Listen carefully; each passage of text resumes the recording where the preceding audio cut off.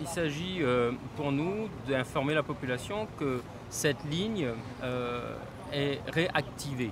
C'est-à-dire que pendant quelques mois, la SEMTO, en tout cas certains chauffeurs ne souhaitaient plus assurer cette ligne parce qu'il y avait eu des caillassages. Donc il y a eu un travail de fait important avec la population, les associations, les jeunes et bien sûr avec la police nationale, la SEMTO et nous avons pu comme ça mettre en place des conditions de pouvoir remettre à nouveau cette ligne et c'est pour rassurer aussi la population que nous sommes là et leur dire que la ligne est à nouveau ouverte et qu'elle est sécurisée. Vous avez vu les contrôles à la montée, à la descente, il y a une présence importante des agents qui assurent la sécurité des voyageurs et ça c'est le plus important. Il y a un important travail d'abord de présence et de proximité dans les quartiers, là où on avait identifié quelques individus, quelques jeunes qui avaient caillassé. Donc on a pu rencontrer certains jeunes, on a pu identifier avec eux les problèmes qui auraient pu être soulevés, qui souvent n'ont rien à voir avec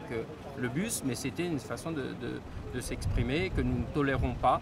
Et les mesures ont été prises, mais en même temps, vous savez, la prévention est importante et c'est pour ça que nous avons mis en place des actions de sensibilisation sur l'utilisation des bus, avec notamment le collège Oasis et autres établissements scolaires. De temps en temps, la police effectivement municipale sera présente avec nous, moi, maire et les élus et les services sur le secteur de la ZUP et les autres secteurs pour nous assurer qu'effectivement qu'il n'y ait plus de ce genre d'incivilité. Le transport en commun, c'est pour toutes les familles. C'est pour les enfants qui vont à l'école, c'est pour les mamans, les grands-parents qui vont chez le médecin, qui vont faire des courses. On ne peut pas imaginer qu'une ligne de bus qui fonctionne bien, sur un territoire comme celui de la commune du Port, qui est bien tenu, qui est sécurisé, ne puisse pas fonctionner normalement. Donc il était important que cette ligne redémarre. C'est pour ça que je suis venu. La procureure aurait dû être là, elle ne pouvait pas être présente aujourd'hui ni représentée, mais elle est pleinement associée. Elle pilote même un groupe de travail sur ce sujet. Mais cette ligne de bus doit rouvrir.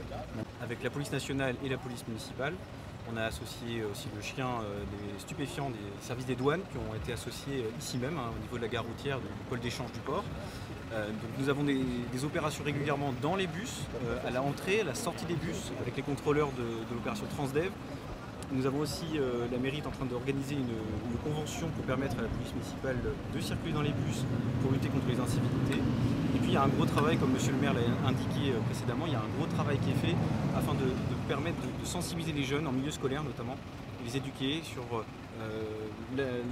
l'importance que c'est de respecter les chauffeurs des bus, de respecter le matériel aussi. On a beaucoup de dégradation de bus, de vitres de bus notamment. Et puis je voudrais aussi quand même rassurer, c'est-à-dire qu'on n'est pas sur des violences portées sur les chauffeurs de bus comme on peut le connaître parfois dans certains départements de France. Ici, en tout cas pour le port, on est sur des dégradations commises par des jeunes, souvent en très bas âge, des jeunes qui ont 10, 12 ans. Et on est véritablement sur cette problématique d'éducation, plus que sur des violences à l'encontre des chauffeurs. On est présent tous les jours à la gare routière. Toutes les semaines, nous avons des opérations conjointes de contrôle, d'assistance aux contrôleurs avec des policiers qui les accompagnent dans leur mission. Et puis nous avons évidemment les patrouilles de police qui sont là 7 jours sur 7 et avec des focus parfois sur certains quartiers de manière à augmenter notre visibilité, rassurer les chauffeurs, rassurer les passagers des bus. Nous venons de circuler dans le bus avec monsieur le maire et monsieur le sous-préfet. On voit des gens qui sont contents de nous voir et qui ne comprenaient pas pourquoi il n'y avait plus de bus sur ce quartier et qui sont juste dans l'incompréhension vis-à-vis de ces dégradations. Et c'est pour ça que nous sommes là aujourd'hui.